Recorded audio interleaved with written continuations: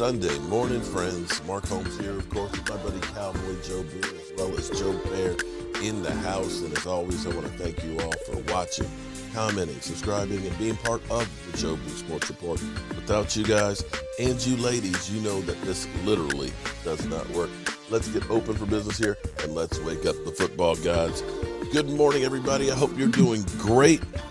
We, of course, had our first preseason, not our first, actually our third preseason game of the season. Don't let me screw this whole thing up. We actually played the Texans last night. The Texans will say they won the game, and that's fine with me. I always say preseason. Now, here's the thing. There's a couple caveats, and people are trying to throw my own words at me. Preseason is meaningless as far as the outcome on the scoreboard, okay? You can't go through and say, we're 4-0 in preseason, we're headed to the Super Bowl. It doesn't happen. The Detroit Lions were 4-0 in preseason and proceeded not to win a single game. However, what you want to accomplish first and foremost in preseason is get out without any injuries. Bottom line, losing somebody in preseason, it's literally waste. Second thing is you want to get work in, and you also want to try some things that you kind of, wonder, is this going to work at real speed? Because ultimately in practice now, there's no tackling. You're not really truly at full speed. It's kind of like you're a race car driver and you're practicing at 55 miles an hour, and then come Sunday, you got to drive 200. It's totally different between the two. So this is where you really get a chance to evaluate and check out the team and stuff. To give you an example, you may not have realized it, but Connor Williams basically split his snaps between guard and center last night. Terrence Steele split his time and played the most snaps out there between left tackle and right tackle. So they were doing a lot of stuff that they typically won't be doing in a regular game. This is going to cause some problems. And I know what the trolls are going to say, you're just trying to make excuses. Well, look, he had 4 turnovers, 3 by Ben DiNucci, 1 by Gilbert Garrett. You're not going to win those games. But what you do want to see is you want to see players play. You want to evaluate the talent that you have, and you can infer some things. When you saw the defensive performance last night by the Cowboys, with the exception of the first drive, that first drive was a killer. We literally gave up the ball on the 21-yard line. The defense, and this is where I always say, turnovers are game changers. Cowboys immediately get the ball. Defense is sitting on the sidelines, getting coached up, knowing that our coach is not there tonight because him, as well as Carlos Watkins, is out because of COVID. They had to leave the stadium before the game. You're sitting on the sidelines figuring the offense is going to have the ball for a few minutes before we go out there, and all of a sudden, defense. Oh, shit, where's my helmet? They're running out on the field. This is an advantage to the offense. That's why I always say that takeaways are key. You can give up a whole lot of yards, but if you can take away the football, it's like you didn't give up those yards. But be that as it may. That first drive on defense, everybody automatically went back to the defense is ass. We suck. We're not going to win a game. Same old Cowboys. And this defeatist attitude by so many people, my God, please stop. Please. This defensive crew has nothing to do with last year's. Because the defensive performance actually last night was actually pretty good. The defense gave up 91 yards on the ground. Pretty good. And only 131 yards through the air. Really good. Giving up only 222 yards. Now, keep in mind, Deshaun Watson wasn't out there and so on, so I'll give you that one. But this defense played pretty damn good. And at least gives you a taste of what it's going to be. And again, I know it's preseason. The Texans aren't game planning, and neither are the Cowboys pulling out all the stops either. But this is giving you at least a taste. And here's my thing right here. As everybody talks about Washington's defense, Washington defense is great. But here's what's kind of interesting about the Washington defense. Most of the players on the defense that Washington had were there in place before they drafted Chase Young. That defense the year before was 24th in the NFL. 24th. They get Chase Young, who is a beast. he scares me. Chase Young is an absolute positive beast. That defense, along with Ron Rivera becoming the head coach, goes from 24th to 4th. A coach and one player made all the difference in the world on that team. That defense turned it around. So, is it beyond the realm of possibility that the Dallas Cowboys getting Micah Parsons, a 250-pound guy who's running a 4.3, is it conceivable getting him that Micah Parsons could be our Chase Young? Now, here's what's interesting. I'm going to show this one clip, and hopefully the NFL police don't get me on this from last night. Maybe if I turn the sound off, that'll help. Let me click the sound on here. You see where Micah Parsons is lined up, right? Standing up over the center. Standing up over the center. You're the center, and you're looking up at this guy. Oh, shit. Wait a minute. That's not a nose tackle. That's not Quentin Bohannon in there. And watch what happens. Boom. He does basically a stutter step, right?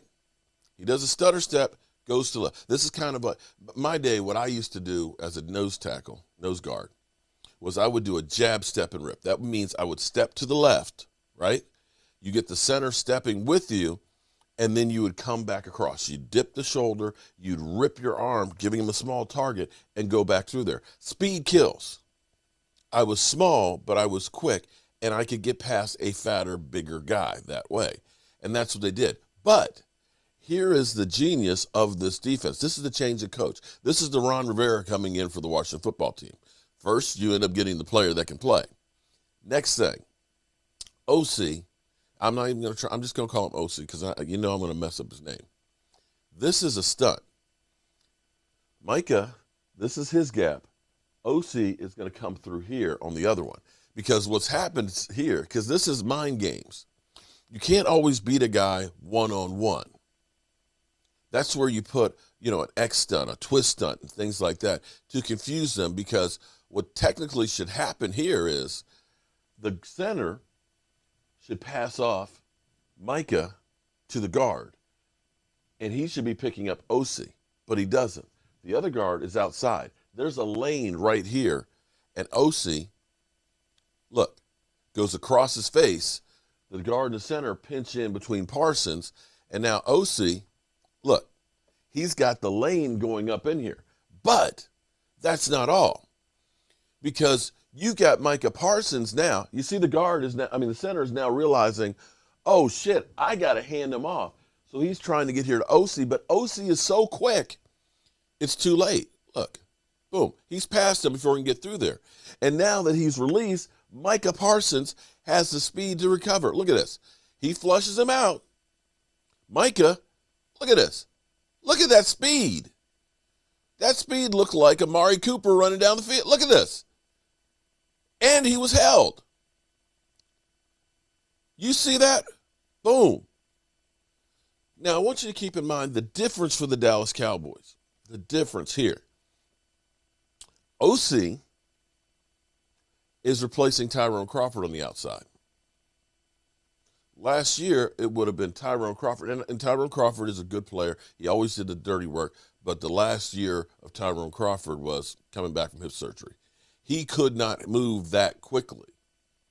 He could not get upfield. He could not twist or stunt that fast. OC being a young guy. Major improvement from where you were right there. And for Micah to be able to recover, look at Micah right here. He is right here with the guy literally trying to bear hug him from behind, okay? That's holding, mind you. That's holding, okay? Look at this. He recovers, gets rid of the guy. The guy, if that's not holding, I don't know what the hell is. But he recovers and gets through traffic, and look at that speed. Do you think that next year, this season, that we're going to have those situations where, he's not going to run people down? That we're going to have those big plays where guys go 60 yards on us and it looks like guys are jogging? No. Look at this. That is ferocious. And here's the other part that you love about this thing that the Cowboys defense are doing that they didn't do last year. Everybody is feasting to the ball. 11 hats to the ball carrier. Guys, if you believe that this defense is the same defense, then you need glasses. There's no way, no how that this defense hasn't already improved.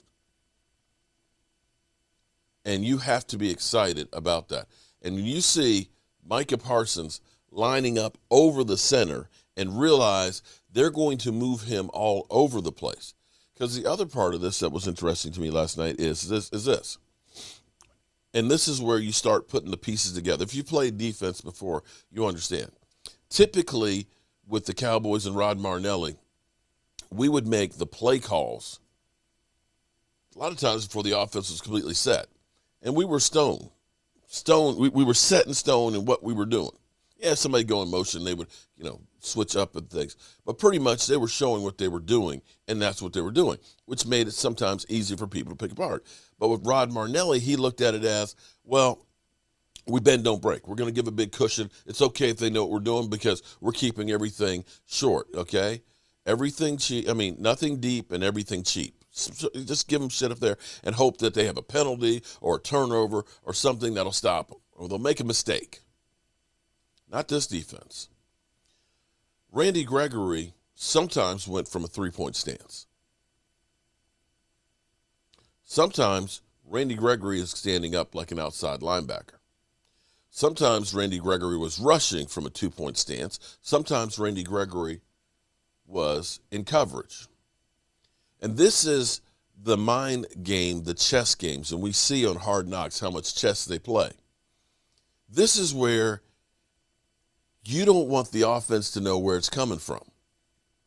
Randy Gregory's been getting upfield, and then all of a sudden you put a back in there to try and help chip Randy Gregory, right? And you're worried about Randy Gregory, but all of a sudden Randy Gregory goes out into the flat and covers. And you have a stunt that goes where Randy Gregory leaves, be it maybe Micah Parsons. It's the middle linebacker, and he blitzes.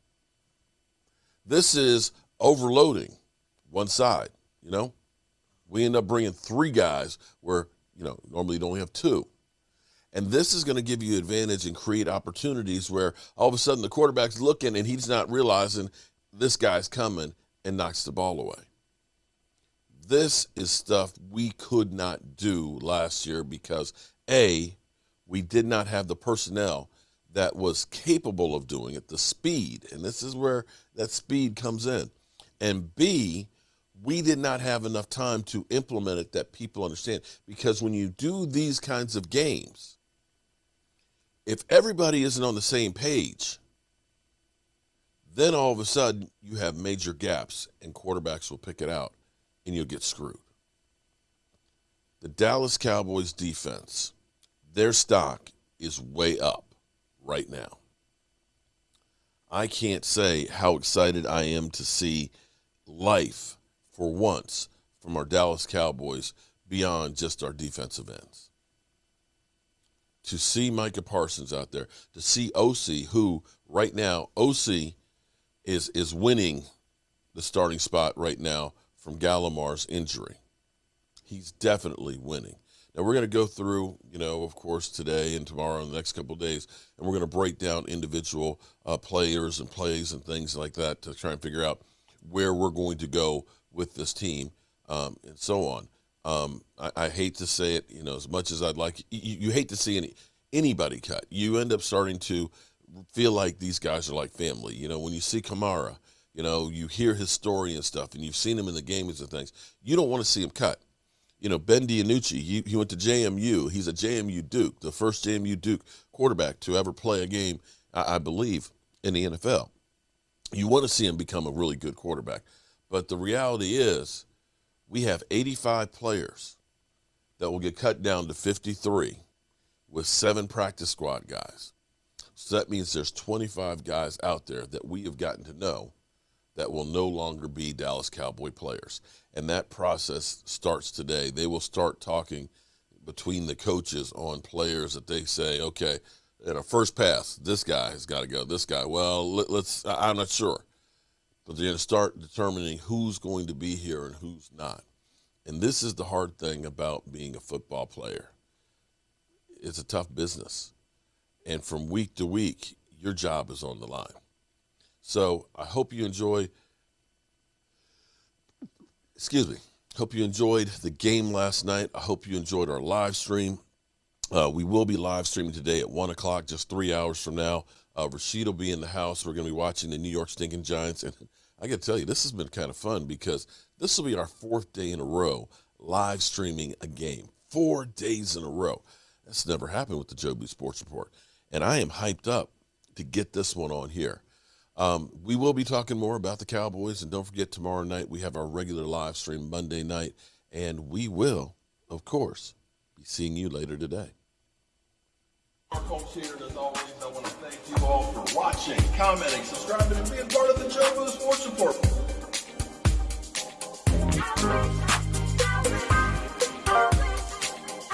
You did one hell of a job, and the only thing else I got to say is, how about them Cowboys? Yeah!